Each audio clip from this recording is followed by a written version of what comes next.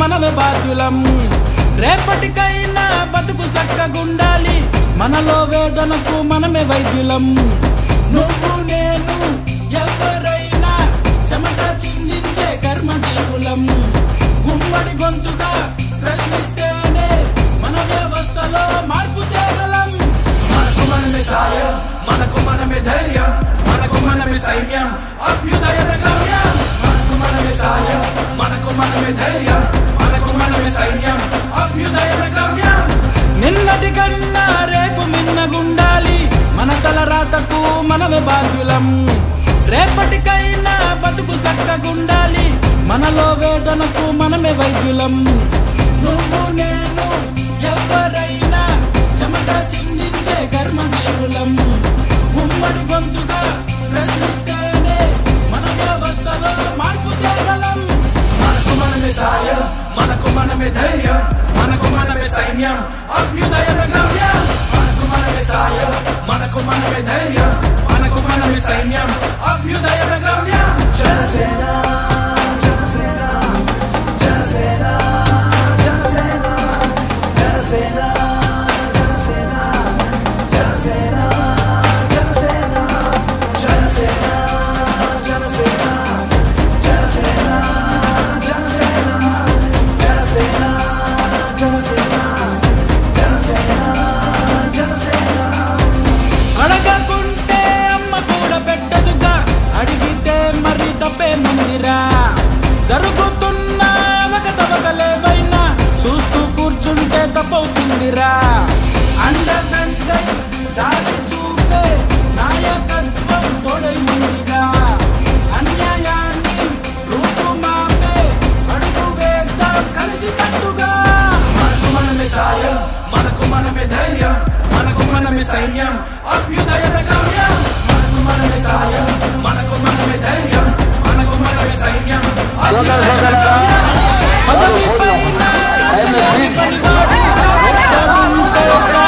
వచ్చే గురువారం జరుగుతున్న శాసనసభ పార్లమెంట్ ఎన్నికల్లో జనసేన అభ్యర్థులుగా గుర్తు మీద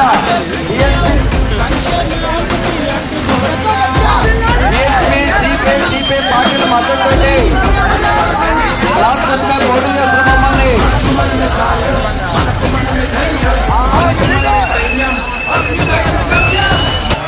క్రాస్ గుర్తు మీద సత్తనపల్లి నుంచి నేను పోటీ చేస్తున్నా. అలానే నర్సరాపేట నుంచి ముస్లిం మైనార్టీ అభ్యర్థి షేక్ నయీబ్ కమాల్ గారు జనసేన పార్టీ క్రాస్ గుర్తు మీద పోటీ చేస్తున్నాం. ఇద్దరు అభ్యర్థులు కూడా పవన్ కళ్యాణ్ గారి జనసేన పార్టీ తరఫున పోటీ చేస్తున్న మీ అమూల్యమైన ఓటును క్రాస్ గుర్తు మీద ఓటేసి గెలిపిస్తారని మేము ఆశిస్తున్నాం. అలానే ఒకసారి గమనించిన 2014లో జరిగిన ఎన్నికల్లో ఇప్పుడు పోటీ చేసిన ప్రధాన పార్టీలు ముగ్గురు అభ్యర్థులు కూడా గతంలో మేము పోటీ చేసిన అభ్యర్థులే. 2014లో గెలిచిన ఈ రోజున తెలుగుదేశం అభ్యర్థి మరి ఆయన ఆ రోజున ఓటుకు 500 ఇచ్చారని చెప్పడం జరిగింది. 12 కోట్లు ఖర్చు పెట్టారని టీవీ ఇంటర్వ్యూలో చెప్పారు.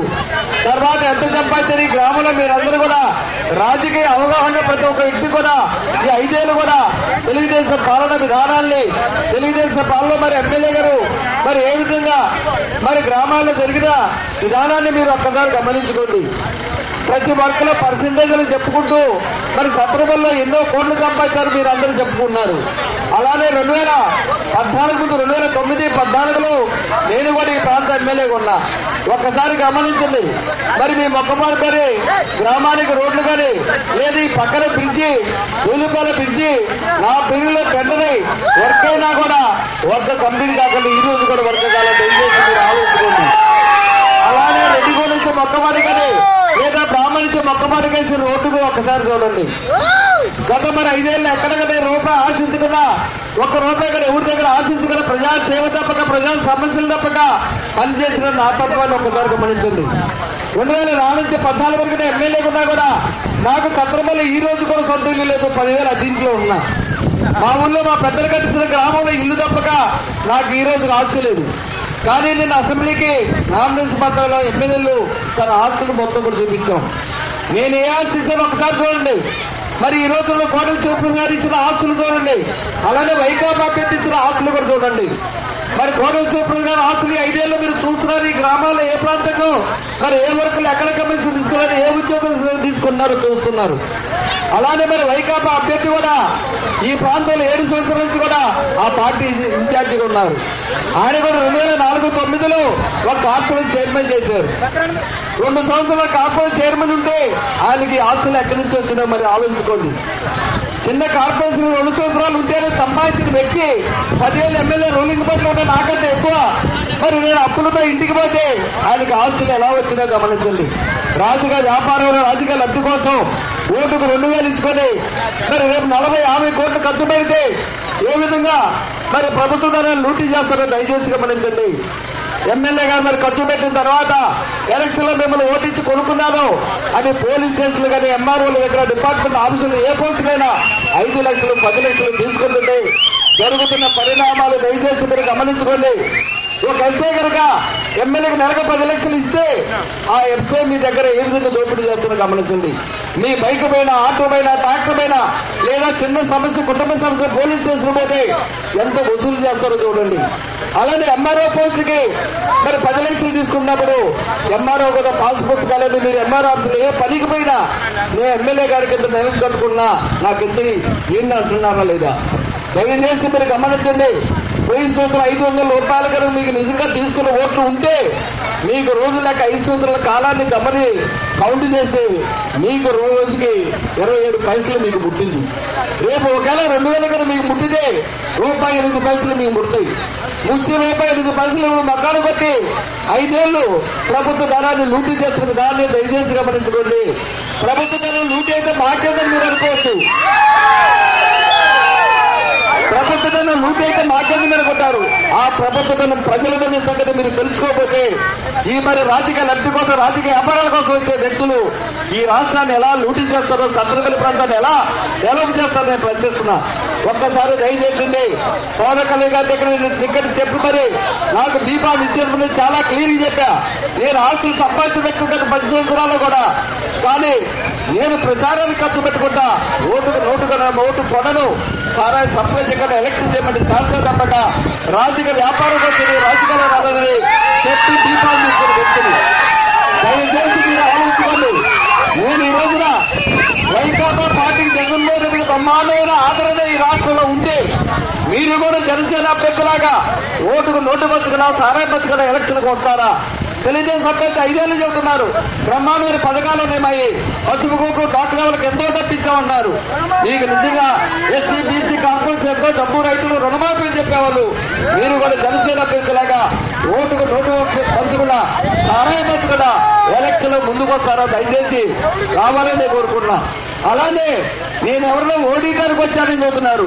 ఎవరిని గెలిపించడానికి ఓడియడానికి నేను వెంకటేశ్వర వ్యక్తి సత్తెనపల్లిలో పోటీ చేయను. ఆ పార్టీ తరఫున ఏ సందర్భంగా పోటీ చేస్తాను ఆ పార్టీ గెలవాలని కోరుకుంటే తప్పక ఎవరినో ఆశించి ఎవరి కోసం నేను పోటీలో చేయను. నిందలు మోసే వ్యక్తులు ఈ మధ్య ఒక నింద మోపుతున్నారు. మోడల్ సూపర్ గారు నన్ను పోటీలో పెడితేనే వచ్చానని చెప్పే వ్యక్తులకు నేను సవాల్ చేస్తున్నా. మీరు నన్ను వ్యక్తులుగా ఎక్కడైనా డబ్బు చేసిన వ్యక్తి అనుభవించినప్పుడు మీరు నమ్మగలిగితే ఆ ప్రచారం చేసే వ్యక్తులు నేను సవాలు పడుతున్నా. మీరు నమ్మే గుడి కానీ, చర్చి కానీ, మసీదు కానీ ఎక్కడైనా కోడల శివప్రభు దగ్గర కానీ ఏ ఒక్క వ్యక్తి దగ్గర వెంకటేశ్వర రెడ్డి 10 ఏళ్ళు అధికారాలు ఉన్నా, అధికారం లేనప్పుడు డబ్బులు తీసుకుని రుజువు చేస్తున్న సిద్ధంగా ఉంటే సవాలు పడుతున్న ప్రమాణాలకు రాలేదు. లేదా మీరు చేయండి మేపేదని నమ్ముతామని. అలాగే 2014లో కూడా మేము పోటీ చేయడం వలన నాకు ఓటేకపోయినా తెలుగుదేశం ఓటేయమని ప్రచారం కూడా చేస్తున్నారు. దానికి కూడా సవాలు పడుతున్నా. ఈ రోజు నేను ఏ విధంగా మైకు పెట్టుకుని ఆ రోజు ప్రచారం చేశాను. ఆ రోజు కూడా చెప్పా నేను స్థానికుడిని ఆలోచన ఓటేయమని చెప్పేది తప్పక నాకు వేయకపోయినా తెలుగుదేశం అని చెప్పి దుష్ప్రచారాన్ని కూడా నేను ఖండిస్తున్నా. అది కూడా ఇన్న వాళ్ళు ఎక్కడైనా మేము నమ్మాము, ఇన్నాము ఇక్కడ చెప్పుకుంటున్నారు పుకార్లు కాదు, రాండి ప్రమాణాలుగా సిద్ధమని 12 రోజులు ప్రతి గ్రామంలోనే సవాలు పడుతున్నా. ఏ ఒక్క గ్రామాల ముందుకు రాలా. కానీ అట్టన్నారు పుకార్లు లేకుండా రాజకీయాలు నీతి బతుకు బతికి వాళ్ళు ప్రోత్సహించడం తప్పక దగాకు రాజకీయాలు చేసి రాజకీయ వ్యాపారాలు చేసే వ్యక్తుల్ని ప్రోత్సహించడం వల్ల జరిగే నష్టాన్ని దయచేసి మీరు బేరీ తీసుకోండి. మీరు ఒక్కసారి గమనించుకోండి.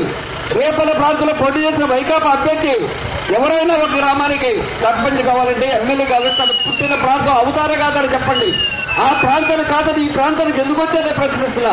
నిజాయితీగా సత్తెనపల్లి ప్రాంతంలో పుట్టి పెరిగిన వ్యక్తిని నా విధానాలు మొత్తం కూడా గత 10 ఏళ్ళ నుంచి మీరు గమనిస్తున్నారు.